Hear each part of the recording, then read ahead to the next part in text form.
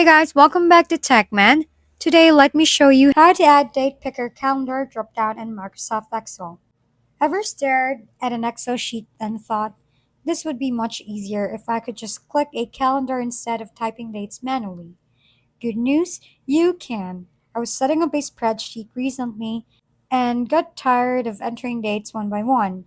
So I added a date picker directly into Excel. Start by opening Excel and right clicking any empty space on the ribbon at the top. Choose Customize Ribbon, then look at the list on the top right and enable the Developer tab by checking its box.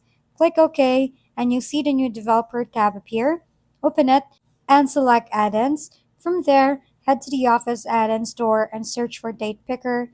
A few options should appear, but one of the most popular is Mini Calendar and Date Picker. Click Add, can then Continue, and Excel will install it for your workbook. Once it's loaded, you can move and position it wherever you like. After that, selecting dates become a lot quicker and a lot less frustrating than trying to remember whether you type 06 or 07 or 0706. If we've been helpful, kindly give us a thumbs up and don't forget to hit the subscribe and bell button for more contents. For any questions and suggestions, comment down below.